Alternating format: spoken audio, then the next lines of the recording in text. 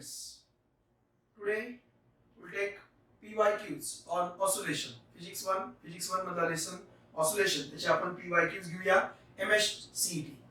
आता पहिलाच प्रश्न जो आहे तो दोन इयरला विचारलाय, म्हणजे 2020 ला पण विचारलाय आणि 2010 ला पण विचारलाय. सेकंड MCQ पण 2020 ला विचारलाय आणि 2010 ला विचारलाय. फिजिक्स MCQ जर सोडवायचा असेल तर तुम्हाला न्यूमेरिकलची खूप प्रॅक्टिस केली पाहिजे. आणि न्यूमेरिकलची प्रॅक्टिस जी आहे ती तुमची MCQ सोडूनच होणार आहे. म्हणजे फिजिक्स मध्ये तीन नियम आहेत. एक पहिला नियम, मी न्यूटन्स लॉज ऑफ मोशन म्हणत नाहीये, मी MCQ सोडवण्याचे तीन नियम म्हणतोय. पहिला नियम, तुमचे सगळे फॉर्म्युले पाठ पाहिजेत. मी असं म्हणणार नाही तुमचे सगळे बेसिक कॉन्सेप्ट क्लिअर पाहिजेत. फिजिक्स मध्ये तुमचे सगळे फॉर्म्युले पाठ पाहिजेत. का बरं असं म्हणतोय मी? कारण की फिजिक्स मध्ये 50 पैकी 42 ते 40 मार्काला फक्त न्यूमेरिकल्स येतात. लक्षात ठेवा, I am talking about CET. आणि नीटला सुद्धा 45 पैकी जवळपास 38 ते 40 हे न्यूमेरिकल्स असतात. एक गोष्ट नेहमी लक्षात ठेवायची की नीटची लेवल सीईटी पेक्षा खाली आहे. म्हणजे आपण सीईटी चांगलं प्रिपेअर केलं तर नीटचं फिजिक्स एकदम सोपं जातं. पहिला नियम, फॉर्म्युले पाठ पाहिजे. दुसरा नियम तो म्हणजे असा की MCQ सोडवताना प्रत्येक शब्दाचं मीनिंग आलं पाहिजे तुम्हाला. प्रत्येक शब्दाचं मीनिंग आलं पाहिजे. आणि तिसरं म्हणजे पहिलं म्हणजे तुमचे सगळे फॉर्म्युले पाठ पाहिजेत. दुसरं म्हणजे प्रत्येक शब्द जो आहे त्या प्रत्येक शब्दाला वेटेज दिलं पाहिजे. आणि तिसरं म्हणजे तुमची MCQ सोडवायची प्रॅक्टिस जबरदस्त पाहिजे तुमची. आणि तुम्हाला कॅल्क्युलेशन फास्ट करता आले पाहिजे. म्हणजे पहिला नियम, तुमचे सगळे फॉर्म्युले पाठ पाहिजे. दुसरा नियम, तुम्ही प्रत्येक शब्दाचं मीनिंग तिथं घेतलं पाहिजे. आणि तिसरा नियम जो आहे तो म्हणजे जास्तीत जास्त न्यूमेरिकल्स MCQ सोडवणे. बस, बाकी पुस्तकं वाचत बसू नका. एका पेज वरती सगळे फॉर्म्युले सॉर्ट आउट करा आणि न्यूमेरिकल जास्तीत जास्त जिथं MCQ दिसेल तेवढे MCQ सोडवा. एक हॅबिट ठेवली पाहिजे की आपण 45 MCQ नीटचे जे विद्यार्थी प्रिपेअर करतात त्यांनी 45 करण्यापेक्षा 50 करा, म्हणजे सीईटी पण होईल. 50 MCQ सुरुवातीला 1 तासात सोडवा, 60 मिनिट्स मध्ये. सुरुवातीला 60 मिनिट्स मध्ये सोडवा. म्हणजे सुरुवातीला तुम्ही जे न्यूमेरिकल सोडवणार आहात ते न्यूमेरिकल सोडवताना तुम्ही 50 MCQ जे आहेत ते 60 मिनिटांमध्ये सोडवण्याचा प्रयत्न करा. त्याच्यानंतर 50 MCQ जे आहेत ते 45 मिनिट्स मध्ये तुमचा स्पीड न्या. हा स्पीड ज्यावेळेस तुम्हाला येईल त्यावेळेस तुम्ही पहिल्या 100 मध्ये असणार. लक्षामध्ये त्याच्यामुळे आणि एक लक्षात ठेवायचं की कोण टॉपला आहे हे कोण ठरवतं? हे PCM मध्ये मॅथ आणि केमिस्ट्री नाही ठरवत, तर फिजिक्स ठरवतं. आणि या ठिकाणी नीटला पण अशाच विद्यार्थ्यांना MBBS ची गव्हर्नमेंटची सीट भेटते ज्यांना बायोलॉजी नो डाऊट 360 मार्क्सला आहे, पण तिथे सगळेच जण स्कोर करतात. केमिस्ट्रीला पण सगळेच जण स्कोर करतात. सगळी जी आहे ना, म्हणजे कसं की प्लस मायनस मध्ये कोण जातं? फिजिक्स. त्यामुळे फिजिक्स एकदम व्यवस्थित करायचं. ओके, फिजिक्स एकदम व्यवस्थित करायचं आहे. So this is my first lecture on this smart board. चला आता आपण सोडवूया MCQ. पहिले MCQ 2020 ला विचारले आणि 2010 ला पण विचारलेला आहे. सगळ्यात पहिल्यांदा एक थंब रूल आहे कॉम्पिटिटिव्ह एक्झामचा स्टडी करायचा, ते म्हणजे PYQs. पहिल्यांदा तुम्ही सगळ्यात पहिल्यांदा काय करायचे तर PYQs करायचे, प्रिव्हियस इयर्स क्वेश्चन. मग ते MHCET चे असतील, ते नीटचे असतील आणि ते JEE चे असतील. पण हे सगळे MCQ तुम्ही सोडवले पाहिजेत. NDA चे MCQ जरी सोडवले तरी चालेल. लक्षामध्ये. तर पहिल्यांदा first thumb rule, do all the PYQs. का PYQs करायचे? प्रिव्हियस इयर्स क्वेश्चन का करायचे? आपल्याला कळतं की कोणत्या भागावरती प्रश्न विचारला जातो. सारखा एकाच भागावरती प्रश्न विचारला जातो. ज्यावेळेस आपले ऑसिलेशनचे सगळे PYQs होतील त्यावेळेस तुमच्या लक्षात येईल की अरे हेच विचारतात. ओके, ठीक आहे. चला आपण सुरुवात करूया. PYQs सोडवायला आपण सुरुवात करूया.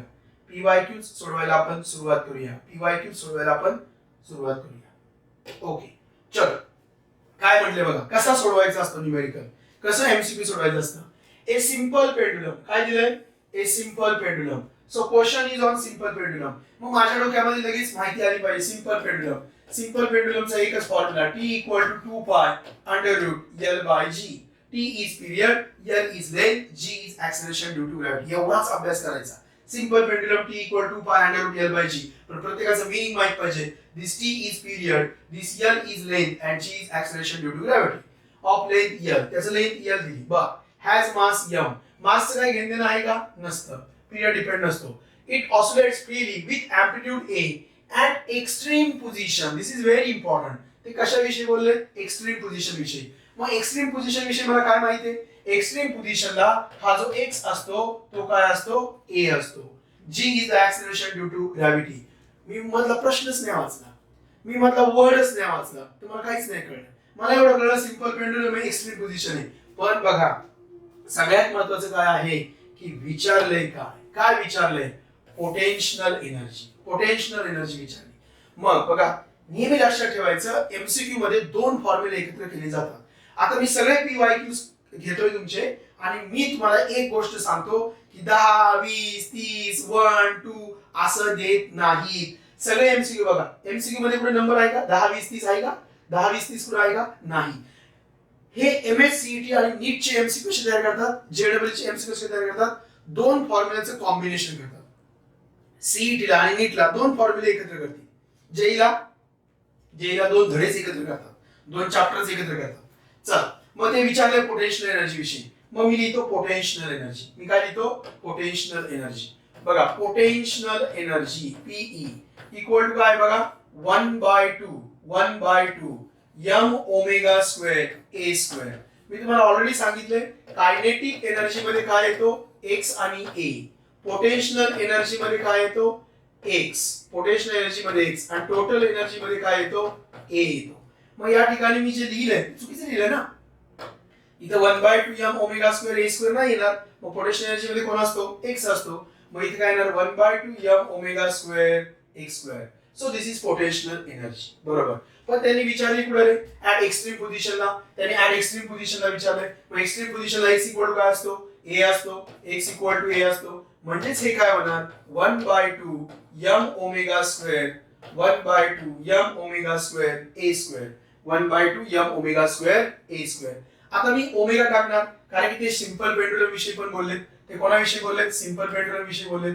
मग सिंपल पेंडुलमचा पिरियड असतो T equal to pi upon omega, T equal to pi under root L by G. मग मला सांगा आपल्या एमसीक्यू मध्ये यम आहे, आपल्या एमसीक्यू मध्ये यम आहे, आपल्या एमसीक्यू मध्ये यम आहे, जी आहे, ए आहे, एल आहे. बरोबर.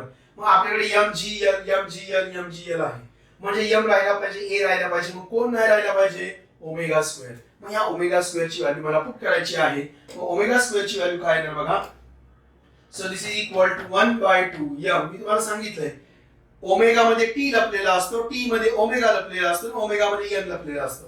मग ओमेगा मध्ये टी लपलेला आहे. ओमेगा काय आला बघा, ओमेगा 2 पाय अपॉन टी बरोबर bracket square into A square. हे मी तुम्हाला शिकवत असलेलं पहिलं एमसीक्यू आहे. त्याच्यामुळे पहिलं एमसीक्यू आहे, त्याच्यामुळे मी खूप स्टेप्स लिहितो. मी एवढ्या स्टेप्स लिहिणार नाहीये.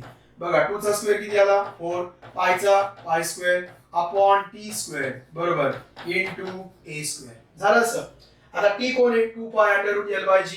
मग त्याचा स्क्वेअर टाकतो मी. So 1/2 M into 4 into pi square divided by T कोण आहे, 2 pi under root L by G. त्याचा स्क्वेअर करा. 2 चा स्क्वेअर काय येणार 4 पाय स्क्वेअर. झालं. त्याच्यानंतर काय येणार एल बाय जी. इथे एल बाय जी आला इनटू काय आला ए स्क्वेअर. ओके. मग आता कॅन्सल आउट होतंय. काय कॅन्सल होतंय, पाय स्क्वेअरला पाय स्क्वेअर गेला बघा, पाय स्क्वेअरला पाय स्क्वेअर गेला, पाय स्क्वेअरला पाय स्क्वेअर गेला, 4 पाय पी स्क्वेअरला 4 पाय स्क्वेअर गेला.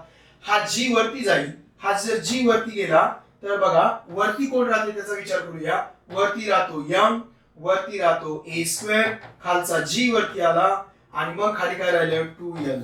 So M A square G upon 2l upon 2l चे ऑप्शन इथे आहेत आणि ए स्क्वेअर आलेला आहे. म्हणजे माझं ऑप्शन आलं ऑप्शन नंबर डी. सगळ्यांना हे एमसीक्यू समजलं असेल. चला सेकंड एमसीक्यू या. बघा रिपीट झाले. व्हाय पीवायक्यूज प्रिव्हियस इयर्स क्वेश्चन्स का करायचे, त्याचं मीनिंग असं आहे की 2010 चा प्रश्न 2020 ला पण विचारलाय. मग हे तुम्हाला आलंच पाहिजे. ठीक आहे. चलो नेक्स्ट घेऊया आपण. चला नेक्स्ट घेऊया.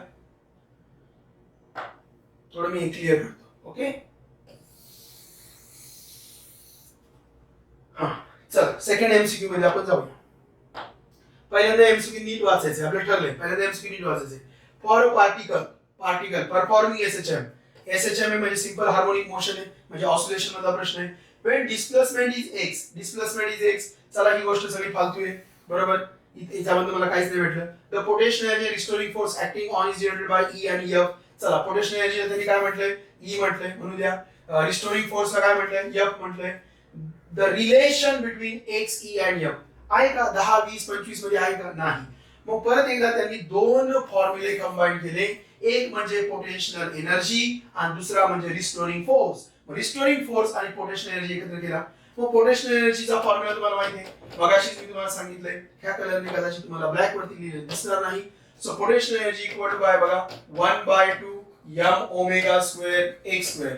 मी सांगितलंय कायनेटिक एनर्जी मध्ये कोण असतो, x आणि a. पोटेन्शियल एनर्जी मध्ये कोण असतो, x, आणि टोटल एनर्जी मध्ये कोण असतो, a. या पद्धतीने.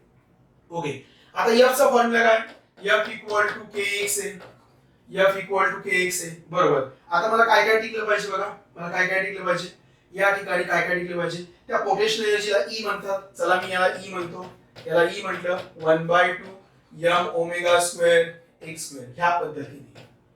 ठीक आहे. आता इथे काय टिकला पाहिजे, E टिकला पाहिजे, हा E टिकला पाहिजे, हा F टिकला पाहिजे. K आहे का याच्यामध्ये, K याच्यामध्ये कुठेही नाहीये बघा, K याच्यामध्ये कुठेही नाहीये. याच्यामध्ये x आहे, याच्यामध्ये m आहे का, नाही. म्हणजे बघा जरा विचार केला कसं एमसीक्यू, याच्यामध्ये m नकोय मला, बर मला m नकोय, बर मला k पण नकोय, म्हणजे k गेला पाहिजे, बरोबर, k गेला पाहिजे. 1/2 असू द्या, 1/2 आहे, 1/2 ला पाहिजे, m नकोय. मग राहिले कोण हो, राहिले कोण, ओमेगा. ह्या ओमेगा विषयी मी अजून विचार केलेला नाही, पण तुम्हाला माहिती आहे k/m इक्वल टू काय असतं, k/m इक्वल टू काय असतं, ओमेगा स्क्वेअर. चला व्हॅल्यू टाकतो, लगेच मला सुटेल 1/2 दिस इज m, ओमेगा स्क्वेअर म्हणजे k/m into x square. Very simple. हा एक फॉर्म्युला, तीन फॉर्म्युले मी वापरले. k/m equal to omega square हा एक formula, f equal to kx, मग यातला k काढणार मी, यातला k काढणार, यापूर्वी m ला m कॅन्सल झाला, इनटू k कोण आला, f/x, k आला f/x इनटू x स्क्वेअर. नीट आहे का बघा, व्यवस्थित आहे का बघा, येस. मग हे आहे E, परंतु हा जो असतो f equal to minus kx असतो, f equal to minus kx असतो, म्हणजे k काय येणार, minus f/x. Minus sign is very important.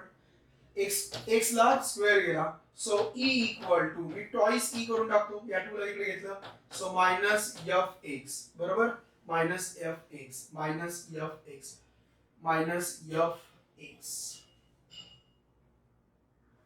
Minus fx, म्हणजे काय ना 2e plus fx equal to 0, 2e plus fx equal to 0. हे इक्वेशन पुढे आहे का, नाहीये, म्हणजे अजून एक स्टेप त्यांनी केली, f ने डिवाइड केलं, so 2e upon f plus x equal to 0. f ने दोन्ही साइडला डिवाइड केलं, so 2e plus f plus x, 2e upon f plus x, 2e upon f plus x equal to 0. So this is second MCQ. Now third MCQ, ते पण 2020 ला विचारले, ते पण 2020 ला विचारलेलं आहे. थर्ड MCQ सुद्धा 2020 ला विचारलेलं आहे बघा. ओके, ए पार्टिकल, आणि ह्या प्रकारचे MCQ खूप वेळा येतं आणि हे खूप जणांना जमत नाही. लक्षात ठेवायचं म्हणजे टाइम विचारलाय. A particle perform simple harmonic motion, again the lesson is oscillation with period. त्याचा पिरियड दिलाय, मग पिरियड t इक्वल टू किती दिला बघा, period t equal to 3 second दिला, period t equal to 3 second. The time taken by it to cover a distance equal to half the amplitude. Distance, बघा मी शब्दांवरती खेळ, मी बोललो तो इंग्लिश चांगली पाहिजे. Distance half the amplitude, distance half the amplitude. आणि या ठिकाणी फार महत्त्वाचं आहे, फ्रॉम mean position. बघा त्यांनी पिरियड लिहून ठेवलाय, नो डाऊट त्यांनी पिरियड दिलाय 3 सेकंड. द टाइम टेकन, त्यांनी टाइम विचारलाय. बऱ्याच जणांना कन्फ्युजन असतं, की टाइम आणि पिरियड म्हणजे काय. तर पिरियड म्हणजे कॅपिटल टी असतो आणि टाइम म्हणजे स्मॉल टी असतो. So what is the time taken, आपल्याला टाइम टेकन विचारलाय. Distance equal to half the amplitude from its mean position, आणि हे पुढचं दिलंय, जेव्हा लागेल त्याचा आपण विचार करूया. ओके, ते कशाविषयी बोलले, ते तीनच गोष्टींविषयी बोलले. एक म्हणजे मेन पोझिशन, एक म्हणजे मेन पोझिशन. बघा ते कशाविषयी बोलले, ते बोललेत मेन पोझिशन विषयी, मेन पोझिशन पिरियड विषयी बोललेत आणि ते टाइम विषयी बोलले. बस एवढ्याच गोष्टीविषयी ते बोलले. मग मीन पोझिशनला पिरियड दिलाय आणि टाइम विचारलाय. जेव्हा टाइम विचारतात तेव्हा नेहमी लक्षात ठेवायचं डिस्प्लेसमेंटचं इक्वेशन वापरायचं. कोणाचं इक्वेशन वापरायचं? डिस्प्लेसमेंटचं. पण त्यांनी अजून एक म्हटलंय की जे मी विसरलोय बघा. अजून एक म्हटलंय that distance is x is half the amplitude. हे जर नाही घेतलं तर तुम्हाला काही येणार नाही. बघा अशा पद्धतीने तुम्ही एमसीक्यू सोडवायचा ट्राय करायचा. बघा मीन पोझिशन विषयी ते बोलले, ते पिरियड विषयी बोलले, त्यांनी टाइम विचारलाय आणि त्यांनी हे मला दिलंय. मग मला जे दिलंय त्याच्यावरती पहिल्यांदा येऊया. बघा नाही ठीक आहे. मग एक्सचा फॉर्म्युला काय? X this is displacement. ही डिस्प्लेसमेंट आहे from mean position. The displacement from mean position is x equal to a sin omega t. x equal to a sin omega t. पण x किती दिलाय? Half the amplitude. So half the amplitude into a into sine of omega. Omega म्हणजे काय असतं तुम्हाला माहिती लपलेलं असते. So 2 pi upon t into small t. Okay this a with this a get cancel. So 1/2 equal to sine of 2 pi upon t. t is the period is 3 second into हा time मला काढायचा आहे. ठीक आहे. आता मी इकडे घेणार याला म्हणणार sine inverse of 1/2 it is equal to 2 pi upon 3 into T. 1/2 sign 30 साठी असतो. साइन 30 बायोच्या विद्यार्थ्यांनी हे सगळं पाठ करून ठेवायचे. लक्षात ठेवा बायोच्या विद्यार्थ्यांनी हे सगळं पाठ करून ठेवायचंय. एक्सक्यूज नाहीये. आपल्याला डॉक्टर व्हायचंय ते पण गव्हर्नमेंट कॉलेजला. साइन 30 1/2 असतो. साइन 60 हा √3/2 असतो आणि साइन 45 हा 1/√2 असतो. बरोबर.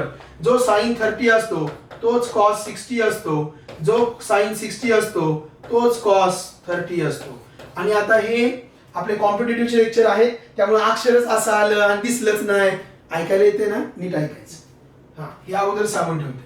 आता ती नाटकं नकोय. चल मग इकडे येऊया आपण.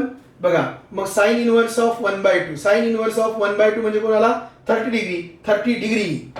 डिग्रीलाच काय म्हणतात? π/6. लक्षात ठेवा ज्याच्याकडे 3 असतो त्याच्याकडे 6 असतो. मग हाला π/6 that π/6 equal to 2 π/3 into T. पायला पाय कट झाला. See here Payla pi cut झाला. या पायला हा पाय कट झाला. बरोबर. या 3 ने भाग दिला इथं 2 आले. मग हा 2 इकडे आला म्हणजे 1/4 झाला. So 1/4 equal to T. So T equal to 1/4 याचा ऑप्शन आहे. परत एकदा कॅल्क्युलेशन बघा. पायला पाय कट झाला. 3 2 6 2 इकडे आले. हे वरचे 2 जर खाली आले तर 2 ला मल्टिपल होतील. So T equal to 1/4. So T equal to 1/4 second is the answer. Option असतीलच नेक्स्ट पेजवर.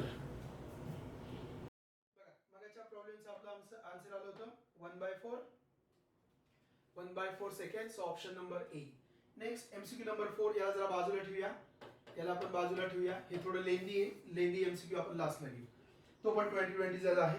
Next MCQ number 5. A block of mass m. त्याचा मास m दिलाय. Attach to one end of the vertical spring produces extension x. त्याचं extension x दिलंय. आता स्प्रिंगचं extension x दिलंय म्हणजे स्प्रिंगचं डिस्प्लेसमेंट x दिलंय. If the block is pulled and release the periodic time of oscillation. चलो म्हणजे यांनी कशाविषयी विचारलंय? पिरियडिक टाइम ऑफ ऑसिलेशन कशाविषयी ते बोललेत बघा. आपण बघूया ते कशाविषयी बोललेत. ते मास m विषयी बोललेत. बोलू द्या त्यांना. पुढे त्यांनी एक्सटेंशन x ते x विषयी बोललेत. त्याच्यानंतर ते कशाविषयी बोलतात? ते पिरियडिक टाइम विषयी बोलतात. चला ते पिरियडिक टाइम विषयी बोलतात. ते अजून कशाविषयी बोलतात ते आपल्या ऑप्शन मध्ये पण कळेल. या ठिकाणी x आणि g विषयीच ते बोलतायत. बरोबर. बघा मग आता तुम्हाला पिरियडचा फॉर्म्युला माहिती आहे. हा सिंपल पेंडुलम आहे का? बऱ्याच जणांची चूक तीच होते की या ठिकाणी सिंपल पेंडुलमचा फॉर्म्युला सारखं दिसतं. या ठिकाणी सिंपल पेंडुलमच्या फॉर्म्युला सारखं दिसतं. पण कुठेही सिंपल पेंडुलम आलेलं नाही. परंतु त्यांनी पिरियडिक टाइम विचारलेला आहे. विद्यार्थी मित्रांनो 2 गोष्टी लक्षात ठेवायची ऑसिलेशन मध्ये. t इक्वल टू 2 पाय √L/g. This is for simple pendulum. हे सिंपल पेंडुलम साठी आहे. आणि बाकी सगळ्या चॅप्टर साठी t इक्वल 2 पाय √M/k. आपण शिकलोय मोहनदास करमचंद गांधी. लक्षात ठेवायला t इक्वल 2 पाय √M/k. अजून एक लक्षात ठेवायचं t equal 2 pi upon omega. हा जनरल फॉर्म्युला आहे. t equal 2 pi upon omega. t equal to 2 pi divided by acceleration per unit displacement. Acceleration per unit displacement हा पण एक फॉर्म्युला आहे. तर एवढे सगळे जे फॉर्म्युले आहेत ते पिरियड विषयी आहेत. मग कोणता कधी वापरायचा हे कळलं पाहिजे. This formula is only for simple pendulum. This formula is general formula when the spring constant K is given. When the spring constant K, याला काय म्हणायचं, स्प्रिंग कॉन्स्टंट के पण म्हणायचं, याला फोर्स कॉन्स्टंट पण म्हणायचं, याला फोर्स कॉन्स्टंट म्हणायचं, याला स्प्रिंग कॉन्स्टंट म्हणायचं, याला स्प्रिंग कॉन्स्टंट म्हणायचं, सॉरी याला स्प्रिंग कॉन्स्टंट सी म्हणायचं, स्प्रिंग कॉन्स्टंट पण म्हणायचं, ओके, फोर्स कॉन्स्टंट पण म्हणायचं. तर एवढे सगळे फॉर्म्युले आहेत. हा फॉर्म्युला आपण बेसिकली डेरिव्हेशन तयार करण्यासाठी वापरलेला आहे. चला मग आता याच्यात मी कोणता वापरू. मी हा वापरू शकतो का, नाही. सिंपल पेंडुलम विषयी बोललेलं नाही, ओमेगा विषयी काही बोललेलं नाही, हा वापरणार नाही. ॲक्सलरेशन विषयी पण काही बोललेलं नाही. म्हणजे मला हा फॉर्म्युला वापरायचा आहे. का मला वापरायचा आहे, कारण ते स्प्रिंग विषयी बोलले. ते कशाविषयी बोलले, स्प्रिंग विषयी बोलले. याला जरा मी काढून टाकतो. चला मग आता आपलं काय येणार बघा, आपलं काय येणार,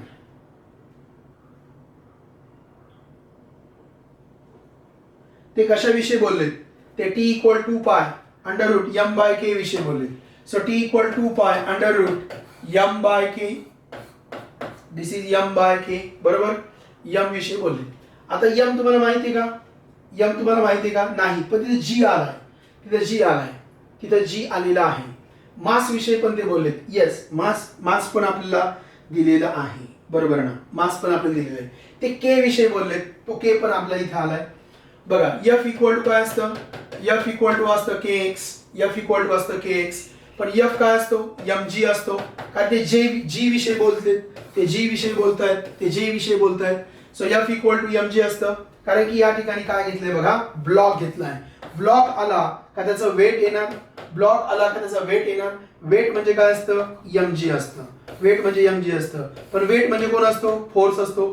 ते ब्लॉकच्या मास विषयी बोलले, ते ब्लॉकच्या मास विषयी बोलले. मग ब्लॉक आहे म्हणजे त्याचं वेट आहे, मग ते एम जी असतं. एम जी म्हणजे फोर्स असतो आणि हाच फोर्स माझा के एक्स असतो. बघा ही हिंट या ह्या प्रॉब्लेमची ही हिंट आहे. So F equal to K X, F is M G equal to K X, M G equal to K X. मग एम काय येणार बघा, K X upon G. M काय येणार, के एक्स अपॉन जी. टाका इथे, टाका इथे, टाका इथे. एम ची व्हॅल्यू टाका, के एक्स अपॉन जी. बघा के एक्स अपॉन जी इथं आला आणि हा ओरिजिनल के होता, केला के गेला, म्हणजे तुमचा आन्सर काय आला, 2 pi under root X by G. T equal 2 pi under root X by G. So option number D is correct. Option number D is correct, बरोबर. समजा एखाद्याने डायरेक्ट असं विचार केला असता, सो टी इक्वल टू 2 पाय काय असतं, अंडर रूट एल बाय जी असतं आणि एल हा एक्स झालाय, मग एक्स बाय जी मांडलं असतं तर त्याचं सुद्धा आन्सर बरोबर आलं असतं. पण ऍक्च्युली त्याचा कॉन्सेप्ट चुकीचा आहे, पण त्याचा आन्सर बरोबर आला असतं. ओके, चला याला रफ करूयात आपण. ठीक आहे, अरे हे सगळंच गेलं. हा चला, 5वं एमसीक्यू झालं. नेक्स्ट एमसीक्यू जाऊया आपण. नेक्स्ट एमसीक्यू,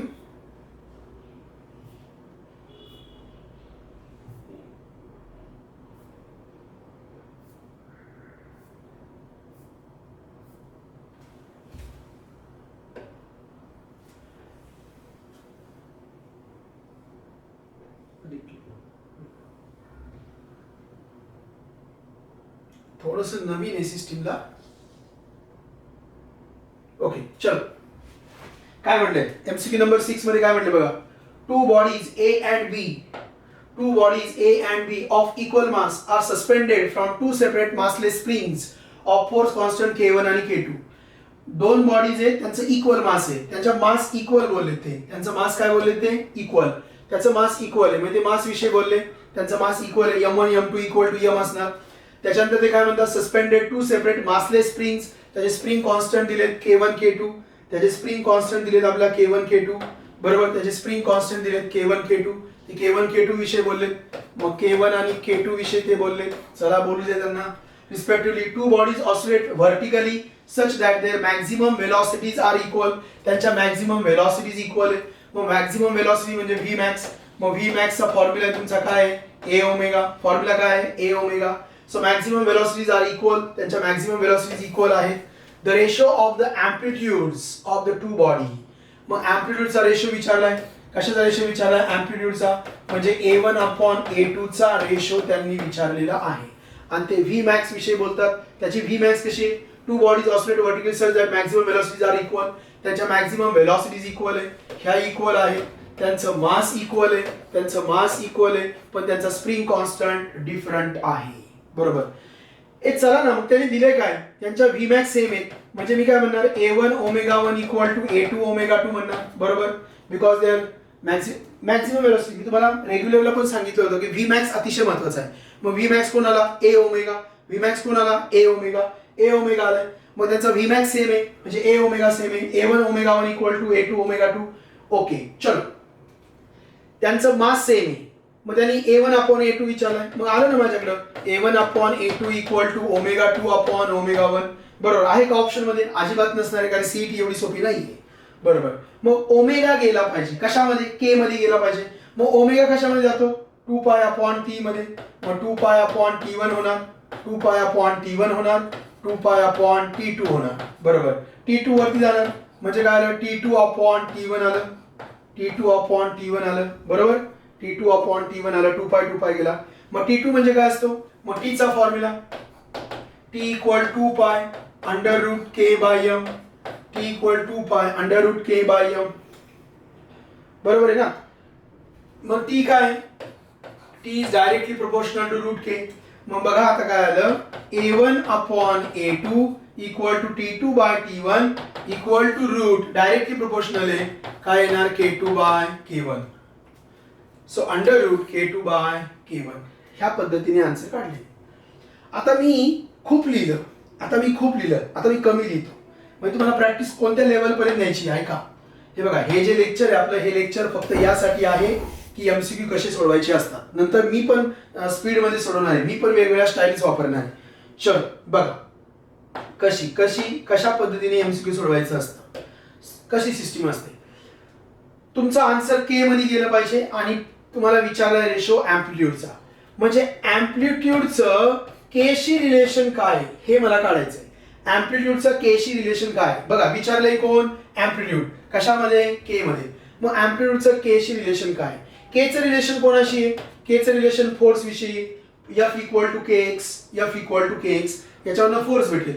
पण फोर्सचा काय उपयोग होणार नाही, कारण त्यांनी व्ही मॅक्स दिलाय. कसे दिलंय? V max. मग व्ही मॅक्सचं रिलेशन कोणाविषयी? ओमेगा विषयी. म्हणजे V is directly proportional to omega, directly proportional to A. बरोबर. म्हणजे इथं काय होतंय? ए हा ओमेगा मध्ये येतोय. मग ओमेगा विषयी बोलूया आपण. Omega is directly, A is directly proportional to omega. Omega is inversely proportional to काय येणार? पिरियड. बरोबर. आणि टी हा काय असतो? T equal to under root M by K, म्हणजे तो इनव्हर्सली असतो. म्हणजे ए म्हणजे काय येणार बघा? A is inversely proportional to omega, A is inversely proportional to T, A is inversely proportional to root K. मग जर इथं जर A1 upon A2 असेल तर या फायनली वरनं काय येणार? Under root K2 by K1. This is the actual style. ही ऍक्च्युअल स्टाईल आहे एमसीक्यू सोडवायची. पण यासाठी जबरदस्त अभ्यास पाहिजे. ते म्हणणार अभ्यास म्हणजे काय असतं? अभ्यास म्हणजे हार्डवर्क असतं, डिसिप्लिन असतं, की दररोज 50 एमसीक्यू सोडवलेच पाहिजे. That is discipline. आज केले उद्या नाही केले, इनडिसिप्लिन, मार्क नाही पडणार. ही स्टाईल तुम्हाला त्याच वेळेस येते जेव्हा तुम्ही नंबर ऑफ एमसीक्यू जास्त सोडवता. काय लागला याला वेळ? याला 10 सेकंद फक्त वेळ लागतो. 10 सेकंद फक्त वेळ लागतो. म्हणजे मी काय म्हणणार? व्ही काय? V equal to A omega. चला ए काढायचं आहे. मग ए कोण आहे? ओमेगा. ओमेगा काय असतं? Omega T equal to pi upon ओमेगाचा फॉर्म्युला आहे. म्हणजे टी आणि ओमेगाचं रिलेशन कसं? इनव्हर्सली. पर टी इक्वल टू काय असतं? T equal to 2 pi under root M by K असतं. बरोबर. मग टी पण इनव्हर्सली असतो. या पद्धतीने. सो K2 बाय K1 काय येणार? K2 by K1. K2 by K1. सगळ्यांना समजलं? ओके. चल, माझा कुठेतरी थोडी मिस्टेक झाली, कारण इथं हे डायरेक्टली येतं. हे इनव्हर्सली होणार ना, व्ही हे होणार, पण हे दोघं इनव्हर्सली येणार. हे लक्षात घ्या थोडंसं. ठीक आहे. हा पण प्रॉब्लेम आपला झाला. Next question number 7. A body of mass 64 gram. A body of mass 64 gram. A body of mass 64 gram. आता याचा मास दिलाय 64 gram. Is made to oscillate, म्हणजे प्रश्न ऑसिलेशन विषयी आहे. Turn by turn on two different springs A and B. दोन spring आहेत ए आणि बी. पहिले ते मास विषयी बोलले. त्यांनी मास दिलं 64 ग्रॅम. ग्रॅमच दिले ना, 64 gram. Is made to oscillate turn by turn on two different springs A and B. Spring A and B has force constant 4 Newton per meter and 16 Newton per meter. ते फोर्स कॉन्स्टंट विषयी बोलले. पहिला force constant K1 आहे, तो किती आहे 4 Newton पर metre. दुसरा force constant K2 आहे, किती तो 6 न्यूटन पर मीटर. दूसरा फोर्स कॉन्स्टंट 6 न्यूटन पर मीटर है. 6 Newton per metre, 6 Newton per metre, 16 Newton per meter respectively. T1 and T2 are the period of oscillations of springs. Then what is T1 plus T2 upon T1 minus T2? इथं तुम्हाला कळलं पाहिजे हे काय componendo डिव्हिडेंडो आहे. म्हणजे मी काढणार आहे T1 upon T2. मी पहिल्यांदा T1 upon T2 हा रेशो काढणार आहे. T1 upon T2 हा रेशो काढणार आहे. त्याच्यानंतर मी कॉम्पोनेंडो अँड डिव्हिडेंडो करणार आहे आणि ते काढणार आहे. मग मला दिलंय कोण? मला K दिलाय आणि मला टी विषयी विचारलंय. मग टी इक्वल टू काय असतं 2 pi under root M by K. T equal 2 pi under root M by K. म्हणजे परत एकदा माझी स्टाईल कशी आली. This T is inversely proportional to root K. This T is inversely proportional to root K. बरोबर. So T is inversely proportional to root K. मग कसं मांडणार बघा. T1 upon T2 equal to root inversely proportional म्हणजे T1 च्या समोर 2 येणार. म्हणजे काय आलं root K2 by K1, root K2 by K1, root K2 by K1. बरोबर. मग T1 upon T2 equal to route K2 कोण आहे 16 आहे, K कोण आहे 4 आहे, 4 चौक 16, इथं 4 आले म्हणजे इथं आलं 2 बाय 1. हा आला माझा T1 बाय T2, हा आला माझा T1 बाय T2.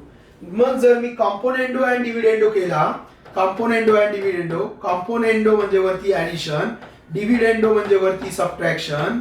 म्हणजे काय ना 2 plus 1 upon 2 minus 1. So this is 3 by 1. So answer is 3:1. Answer is 3:1. समजा त्यांनी फसवलं असतं, त्यांनी तुम्हाला विचारलं असतं T1 minus T2 upon T1 plus T2, तर याच्या उलट आलं असतं 1/3. त्या केसमध्ये आन्सर आलं असतं 1/3.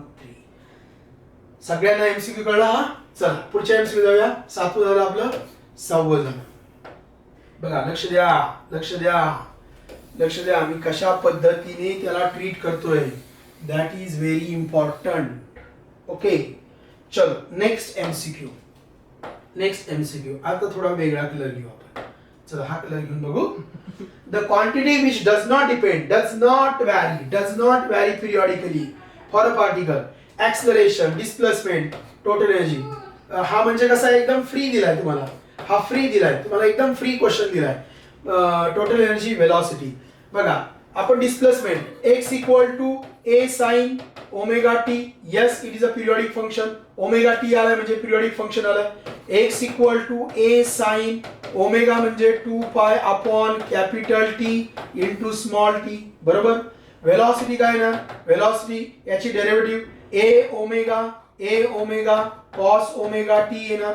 ऍक्सलरेशन काय येणार a omega, acceleration a omega square होणार, मायनस येणार कॉस ची व्हॅल्यू साइन ओमेगा टी. म्हणजे डिस्प्लेसमेंट असेल ओमेगा टी म्हणजे फेज आला, ओमेगा टी म्हणजे फेज आला म्हणजेच पिरियड आला, म्हणजेच पिरियड आला. आणि ओमेगा आलाय, ओमेगा आला का पिरियड येतोच. T equal to pi upon omega. मग एक्स मध्ये पण ओमेगा आलाय म्हणजे पिरियड आलाय, ऍक्सलरेशन मध्ये पण पिरियड आलाय. मग म्हणले कोणती क्वांटिटी पिरियॉडिकली नाही, मग टोटल एनर्जी ही पिरियॉडिकली येत नाही. टोटल एनर्जी हे पिरियॉडिकली येत नाही. तुम्ही म्हणणार सर टोटल एनर्जीचा फॉर्म्युला आहे 1/2 m omega square a square. मग ओमेगा मध्ये टी आला. यस फॉर्म्युल्याने आला, फॉर्म्युल्याने आला पण कॉन्सेप्टनी नाही आला, कॉन्सेप्टनी नाही आला. This omega t is phase, omega t plus alpha और ओमेगा टी प्लस फाय असं आपण घेतो. So this is periodic with omega t plus phi. Again ते कॉस मध्ये पण सेम, साइन मध्ये पण same. Sine is a periodic function, cos is a periodic function, sine is a periodic function. याच्यामध्ये sine आलाय का, यस आयन साइन आलाय का, नाही. याच्यामध्ये कॉस आलाय का, नाही. Sine cos these are the periodic function. आपल्याला माहिती आहे साइनचा कर्व जो असतो तो ओरिजिन मधनं पास होतो, साइनचा कर्व ओरिजिन मधनं पास होतो. It is a periodic function. Same set of moments are repeated. After 2 pi interval. Same for cos. कॉसचा कर्व मात्र ओरिजिन मधून जात नाही, म्हणजे तो ह्या पद्धतीने येतो. But same it is for 2 पायला ते एकदा रिपीट होतात. So sine cos are the periodic function. Sine cos हे पिरियॉडिक फंक्शन आहे. मग साइन कॉस ऍक्सलरेशन मध्ये असतं, डिस्प्लेसमेंट मध्ये असतं, व्हेलॉसिटी मध्ये असतं, पण साइन कॉस हे टोटल एनर्जी मध्ये नसतं, त्याच्यामुळे टोटल एनर्जी इज नॉट. आता हे असल्या प्रकारचे एमसीक्यू पार्टीस करून टाकायचे. Which is periodic function? Displacement, velocity, acceleration. Displacement, velocity, acceleration, these are the periodic function. हे सगळे काय आहेत? तर पिरियॉडिक फंक्शन आहे. चलो नेक्स्ट.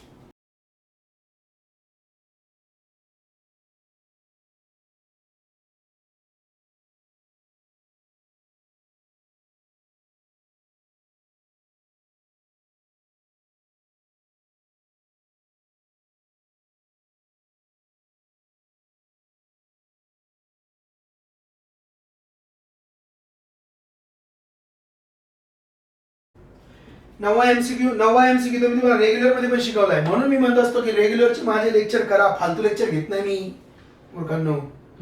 चला लक्ष द्या इकडे. चला आता आपण जरा वेगळा अजून एक कलर ट्राय करूया. आपण हा कलर ट्राय करूया, म्हणजे आपण फायनली कळेल की आपल्याला कोणता कलर ट्राय करायचा असतो. A particle execute simple harmonic motion. Yes, problem is on simple harmonic motion. याचा विषय आहे. With an amplitude the distance travelled by it in one periodic time. One periodic time विषयी बोलले ते. One periodic time. One period. आता बघा मी तुम्हाला सांगितलं की मोकळ्यात बसलं म्हणजे घरी मोकळ्यात बसलं का हा पाथ काढायचा. या ठिकाणी हे मीन पोझिशन आहे. This is O. This is extreme position A. This is also extreme position B. Particle O to A गेला. The maximum displacement from the mean position is called as amplitude. ही amplitude झाली. या ठिकाणी पण ही amplitude झाली. बरोबर, ही एम्प्लिट्यूड झाली. So what is the length of path? What is the length of path? The length of path is 2a. The length of path is 2a. The length of path is 2a. पण त्याने one oscillation पूर्ण केले. One oscillation कसं करतो तो बघा. One oscillation कसं करतो बघा. चला त्याची जर्नी दाखवूया आपण. त्याची जर्नी दाखवूया. कसा फिरतो तो बघा. ओ पासून स्टार्ट झाला. ओ पासून ए पर्यंत गेला. किती डिस्टन्स घेतलं त्याने? ए. परत तो ए पासून ओ पर्यंत आला. किती डिस्टन्स घेतलं? ए. बरोबर, ए टू ओ. आता परत ओ पासून तो बी पर्यंत आला. किती डिस्टन्स घेतलं त्यांनी? ए. तो बी पासून परत ओ पर्यंत आला. किती डिस्टन्स घेतलं? A. A plus A 2a. A plus A 2a. This दिस 2a plus 2a is 4a. अहो मग आजपासून लक्षात ठेवायचे दोन गोष्टी. काय? A is amplitude. बघा लिहितो. A is amplitude. ए ही एम्प्लिट्यूड असते. 2a लेंथ ऑफ पाथ असतं. 2a is length of path. And 4a it is the distance covered in one oscillation. So length of one oscillation असं म्हटलं तरी काय वावगं ठरेल का? नाही. ओके, तर आजच्या लेक्चरला आपण एक डेमो लेक्चर सारखं लेक्चर होतं आणि याच्यामध्ये याचं आन्सर 4 आलंय 9व्याचं. तर आपण 9 एमसीक्यू घेतलेत, पण तुम्हाला मी हॅबिट शिकवतोय, स्टाईल शिकवतोय, सवय लावतोय की एमसीक्यू कसे सोडवायचे असतात. आजच्या लेक्चरला आपण इथे थांबूया. नेक्स्ट लेक्चरला आपण पुढचे PYQs घेऊया. So previous years question. धन्यवाद.